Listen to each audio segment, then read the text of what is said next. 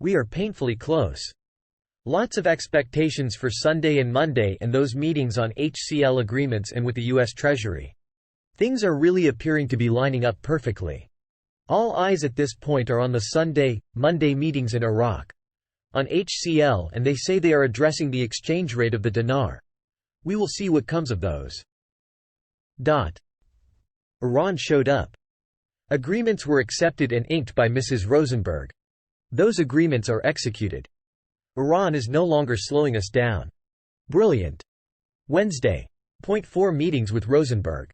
Rosenberg also met with Sudani and GOI leaders. Budget. Thursday, Kurdistan region showed up. Meetings with Sudani. Here's the powerful thing. Barzani is all smiles.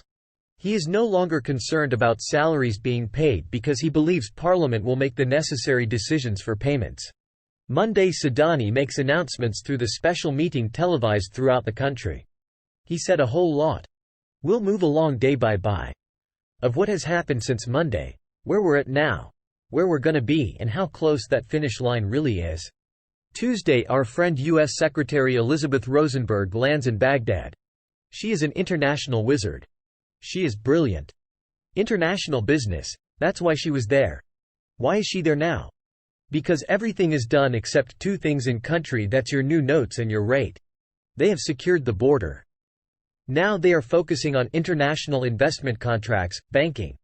The Prime Minister of Iraq spoke to the Iraqi people for an hour and a half. You think he told them, oh, Iraq is a mess. Oh man, we're never going to see any value in our currency. The monetary and economic reform are a failure. I have a nightmare about our country. No. That speech was very, very reassuring to the Iraqi citizens that the monetary and economic reforms are here. I believe that the U.S. is slowly realizing, as Iraq has already done years ago, that the Barack Obama plan for the economic reforms in Iraq is not going to work without first the liberalization of the dinar. So, I called my CBI contact to get an update on the situation in Iraq. I was told with some very good news. This news stems around the new assignment just given to my contact on a team, recently put together, that is responsible for supervising the rollout of the newer lower denominations and the redenomination process. It is telling me the implementation of the project to delete the zeros is so very close at hand. I was told it will be moving forward in the coming days, not months. On Tuesday, the U.S. Assistant Secretary of the Treasury showed up to Iraq. Other folks from the U.S. were there on the business side. So businesses showed up and other countries showed up. We are talking about international trade. Iran, Iraq, France, the U.S. and many others.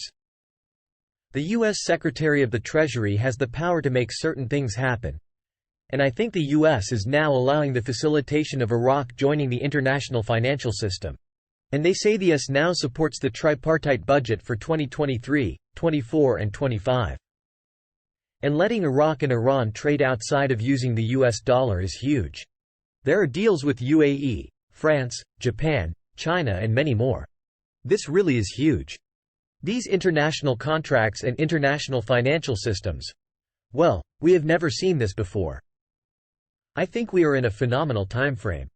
And if you are not a dinarguru.com alert list yet, now is a great time to do it. It's free as always and only takes a sec. If you invested in the dinar and spend time on the site, you don't want to miss something very important because you're not on the list.